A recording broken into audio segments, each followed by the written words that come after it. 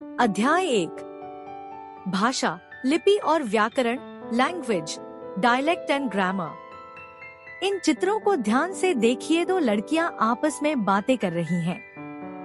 दो कुत्ते चिड़िया को पकड़ने के लिए आपस में लड़ रहे हैं। दो कबूतर एक दूसरे से कुछ कहते हुए दाना चुग रहे हैं। दूर खड़ा एक कुत्ता अपनी भौं भौं से पेड़ पर बैठे हुए बदंड को न जाने क्या कहना चाहता है। हजारों लाखों पशु पक्षी हैं। उनकी अपनी अपनी बोलियां हैं जिनके द्वारा वे अपने सुख दुख के भावों को प्रकट करते हैं। वे किसी विषय पर अपने विचार प्रकट नहीं कर सकते और न ही मनुष्य की भांति आपस में विचारों का आदान प्रदान कर सकते हैं। पशु पक्षी तो निश्चित ध्वनि ही निकाल सकते हैं, जैसे कौ सदा कौव कौव ही करता है, कबूतर सदा गुटर गू ही करता है।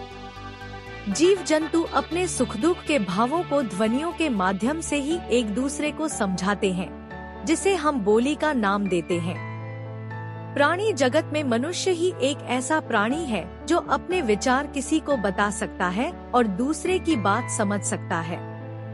इसे ही मनुष्य ने भाषा का नाम दिया है। विचारों के आदान प्रदान को भाषा कहते हैं।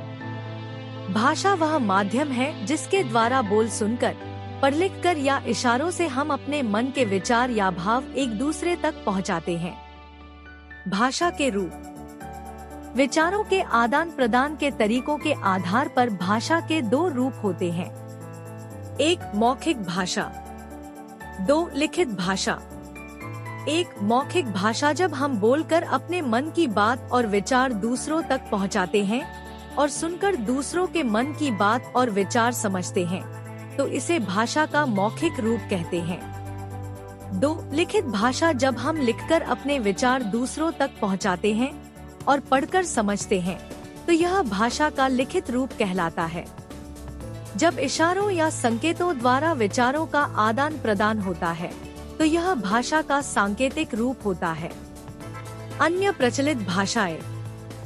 संसार में बहुत सी भाषाएं बोली और लिखी जाती हैं, जैसे देश, भाषा, फ्रांस, फ्रेंच, जर्मनी, जर्मन, चीन, चीनी, जापान, जापानी, अमेरिका, अंग्रेजी, अरब, यूएई, अरबी, स्पेन, स्पेनिश, इंग्लैंड, अंग्रेजी।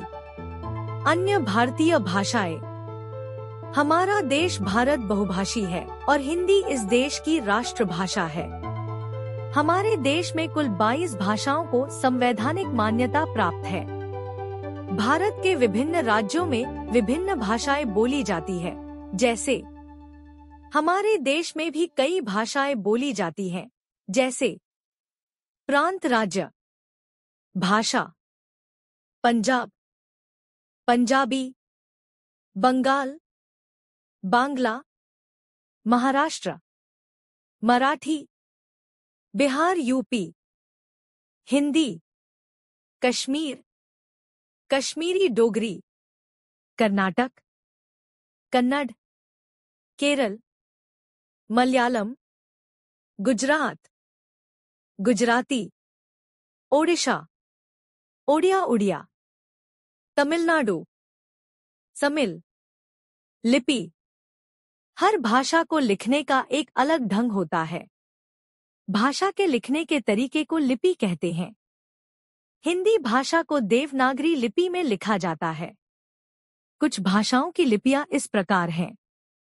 भाषा, लिपि, हिंदी, गुजराती, मराठी, देवनागरी, फ्रेंच, जर्मन, अंग्रेजी, रोमन, पंजाबी, गुरुमुखी, उर्दू, फारसी।